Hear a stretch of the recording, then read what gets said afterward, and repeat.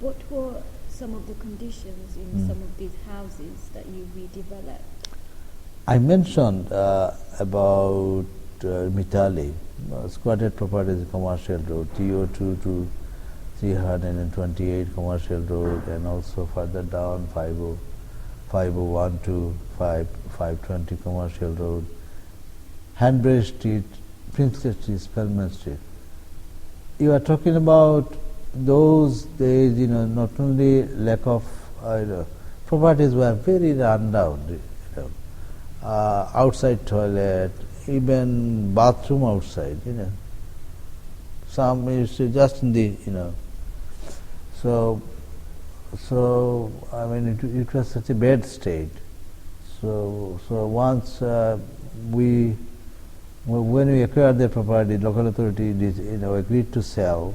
At that time, even the GLC Transport Committee, we acquired some of the property from them, and Spitalfields even acquired one block used to be old police station in Commercial Street. We now renamed it Burhanuddin House, and that was quite inexpensive, but funding was made available through Housing Corporation, and we had 20 flats there. Burhanuddin House, for the Commercial Street. It used to be old police station. So these are quite good standard, but after some time it has to be done again. Why do you think that housing was a major issue?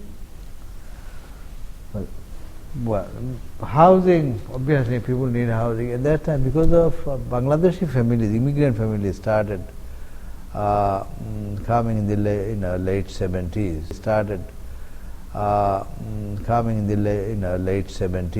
So there are not enough housing. Council couldn't provide, or did provide some housing, but it was not in the safe area. So even if Hamlet Council, GLs, they used to have that time, their own waiting list, huge. The waiting list also became big. Now it is huge. So the demand for housing is always there, but supply short and short. People move. Mobility is always happening, but people who and one of the reason I think housing crisis became accentuated because of the GLCs or government right to buy policy. That was a major thing. Because of that, good number of properties, better properties, where people bought it. But they sat on some. They used to have huge, 70% discount for nothing, almost for nothing. 10,000, 5,000, 15,000. They used to have 3, 4 bedroom. After some time, those people moved on. They sold. Now, I think 80% of those properties which was acquired or bought by tenants in the 80s, and now these are no longer available in public housing. All become private. But council, government didn't make much money available for compensate. So the housing crisis became more and more as if. You mentioned the council's waiting list or the GLC's waiting list. Were there many Bengali families in that waiting list?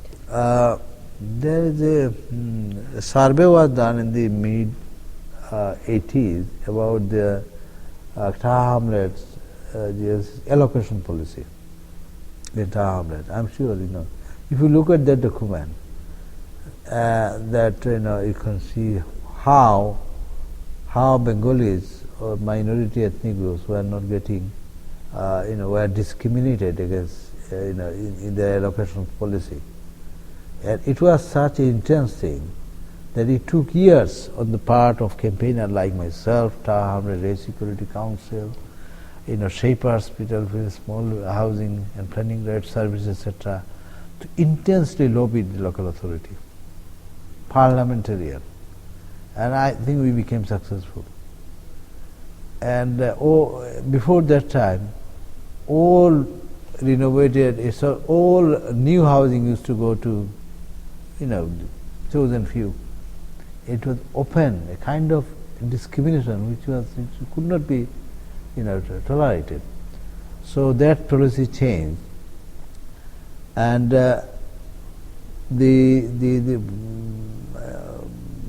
disproportionately in the housing waiting list, disproportionate number of households belong to minority BME community.